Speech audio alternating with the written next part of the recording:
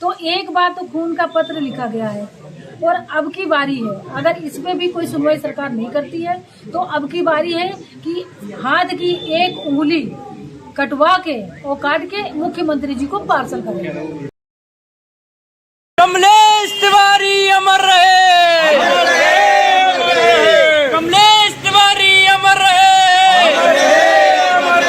कमलेश तिवारी तुम्हारा ये बलिदान।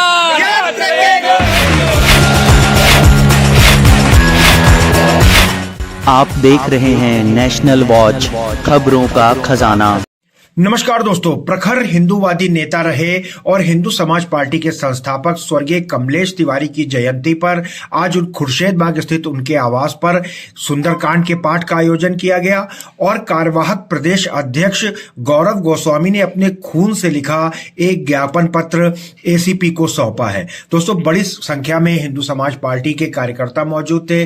राष्ट्रीय अध्यक्ष किरण कमलेश तिवारी ने भी मांगों को लेकर के योगी जी को कटघरे में खड़ा किया कि उन तिवारी जी के बलिदान के बाद योगी जी ने जो वादे किए थे वो वादे अभी तक पूरे नहीं हो पाए।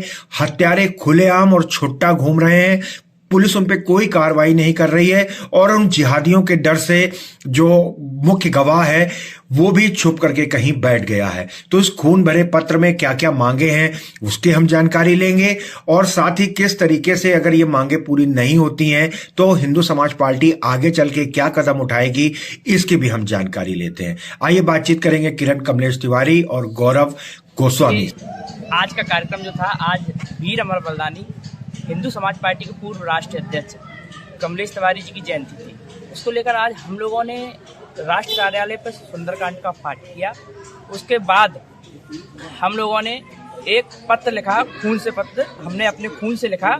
उसमें हमारी जो मांगे हमारी थी वो इस प्रकार से थी, क्योंकि अभी तक जो कार्य हम लोग बराबर प्रशासन से कहते रहे हैं करो लेकिन नहीं किया। मेरी पहली मांग थी कि कमलेश तिवारी जी का जो मुख्य हत्यारा है सैयद तनवीर आसमी वो गिरफ्तार हो, जो अभी तक नहीं गिरफ्तार हुआ।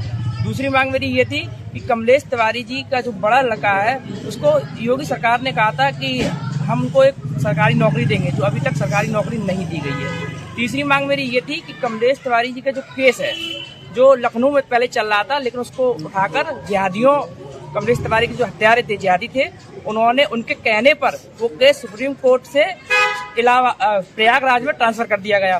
तो वहाँ जाने में बहुत ज़्यादा दिक्कत होती है, व्यवस्था होती है और अध्यक्ष जी हमारी परेशान भी होती है। तो उसमें मेरी मांग थी कि ये पुनः दोबारा से लखनऊ में ये केस लाया जाए।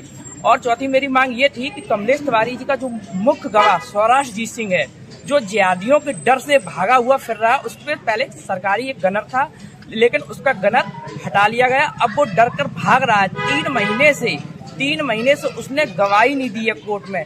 अगर वो गवाही नहीं देगा, अगर कोर्ट में वो हाजिर नहीं होगा तो कमलेश तिवारी जी के जो मुख्य हत्यारे हैं वो रिहा हो जाएंगे।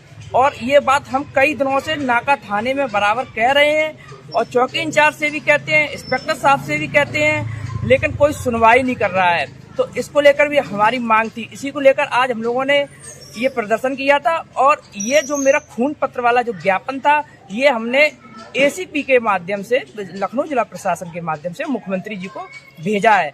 अगर प्रशासन और योगी जी इसको एक्शन नहीं लेंगे तो हमने बता दिया कि 1 महीने बाद हमारा कार्यक्रम विधानसभा के पास में होगा और हमारे जितने भी कार्यकर्ता हैं, जितने भी पदाधिकारी हैं भारतवर्ष में, सबको बुलाकर हम लोग खून पत्र लिखेंगे और वहां से कूच करेंगे योगी जी के जो कार्यालय है वहां तक हम लोग कूच करेंगे। जय जय श्री राम, जय श्री राम, जय श्री राम, जय श्री राम। तो हम लोगों ने सुंदरकांड रखा था और सुंदरकांड हो गया। उसके बाद खून का पत्र जो लिखा गया उसका मकसद ये था कि अभी तक सरकार की तरफ से मुझे कोई भी सहयोग या कहा जाए कि उस समय जिस समय तिवारी जी का बलिदान हुआ था उस समय जो भी सरकारी तरफ से मतलब हमको आश्वासन मिला था उसमें मुझे कुछ भी पूरा नहीं हुआ।